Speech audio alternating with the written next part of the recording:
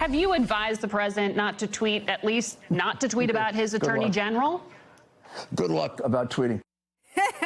An honest and sincere and funny moment there from Rudy Giuliani. Good luck when it comes to tweeting. It's clearly the president's preferred method of communicating, and we know Robert Mueller is now looking at them. But Twitter is also an outlet for the president, especially lately. Our friend Phil Rucker noticed something as well, tweeting, quote, White House aides say time on the golf course, especially in Bedminster with its lush rolling hills, helps Trump clear his head after a busy week as president.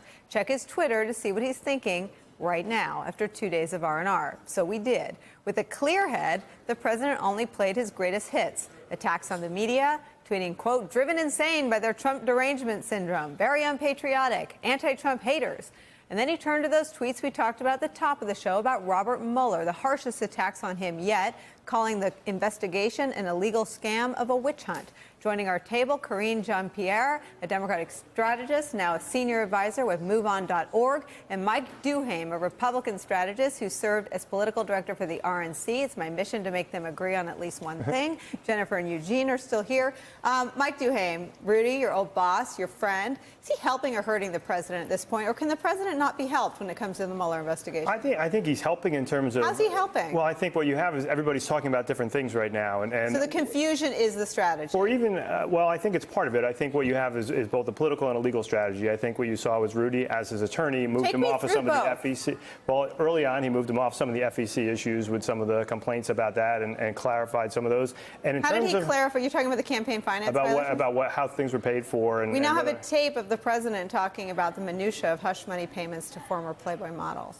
I think what Rudy talked about early on was trying to get that out and clarify some of that. Now that's a little different. Having that out is helpful? Getting that out there and having that debate out there. Obviously, it's going to come out. It's illegal to take a donation. I'm not a lawyer, but as an FEC, you cannot do that in a way that obscures, that influences the campaign. I'm aware of that. But what he did early on was move off of that. And I think that there is a PR piece of this, which is, whether you like it or not, I'm just explaining the PR part of this, is to make sure that Trump supporters continue to see the flaws in the investigation and whether or not... What are the flaws in the investigation? Well, whether or not Sessions should have resigned. I'm talking about things that call into question the credibility of it. Whether or not Sessions should have resigned, the attacks on Rosenstein, the texts from Trump's... Do you think those are good? Do you think those are helping? I'm not. I think what they should want in Trump world would be to have the investigation be done and over with quickly. I think Mueller is a credible person, obviously. He was appointed by President George W. Bush, who we both worked for, and I think they should let the investigation go. I think it obfuscates it, but his supporters want to hear the other side of that. And you can't say it hasn't been without flaws and they haven't had missteps along the way. They clearly have. And so you have to look at both sides of it. And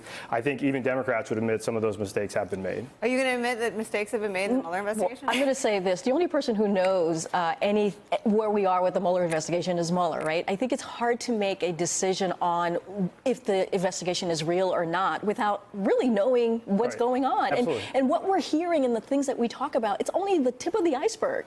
Mueller has the information. So that's where I say to that, look, what Donald Trump is doing is so typical. It's typical Trump. The greatest hits, witch hunt, attacking journalists, media, right? Saying, hey, you know, fake news, enemy of the people. He goes after Democrats. It's all the same. And what's happening is the walls are closing in on him. If you look at where we were a month ago, on July 27th, Kennedy retired, right? And it was this big upswing for Republicans. They had their second opportunity to have a SCOTUS pick. Right. And then the next thing happens is we learn about Michael Cohen tapes, Michael Cohen talking to Mueller, Helsinki happened, which was a disaster, and the walls are closing in on him. Let's not forget, on April 9th, when FBI raided Cohen's house and a hotel and an office, the president flipped out. Called it an attack on the nation. Exactly. Right. Let me bring Eugene back in. Eugene, the publisher of the New York Times went in and met with the president,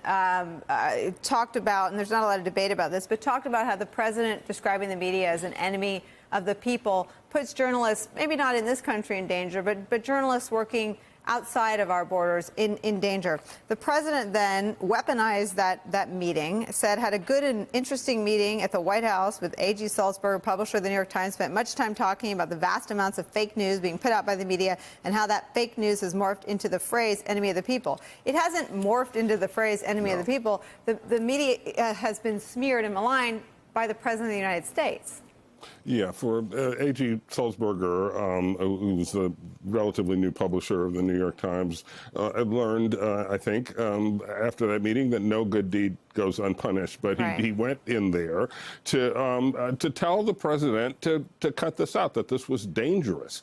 And it is dangerous. He talked about how newspapers are having to hire armed guards to stand outside the buildings. And the president's response apparently was, well, gee, I'm surprised they don't do that already.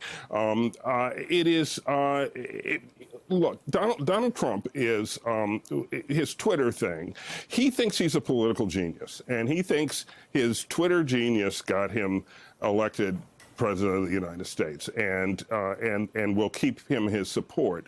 The thing about political geniuses, of course, is that they have figured out something about the moment, but the moment moves on. And so it remains to be seen whether his Twitter magic continues to work the way he thinks it's working. I would argue that the numbers suggest it is not working the way he thinks it ought to work. It's working with his most committed base and not with the independents and others who decided to give him a chance and who don't seem to be inclined to give him another chance. I agree with you, Gene and Jennifer, and I also think that if Donald Trump were happy with just his Twitter followers, he wouldn't take a meeting with the publisher of the New York Times. Donald Trump craves what he doesn't have, which is the approval of people who look at the facts, who look at him objectively. He's always craved the approval of the New York Times. That's why he keeps inviting them in. Exactly. But I'm going to take a slightly different tack. I don't think this is a legal strategy at all. Donald Trump has always thought this was politics. They never thought he was going to get indicted, at least not while in office.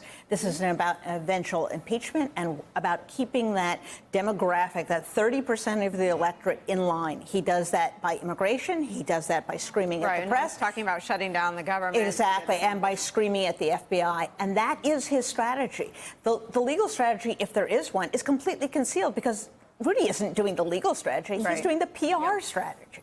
Hey there, I'm Chris Hayes from MSNBC. Thanks for watching MSNBC on YouTube. If you want to keep up to date with the videos we're putting out, you can click subscribe just below me or click over on this list to see lots of other great videos.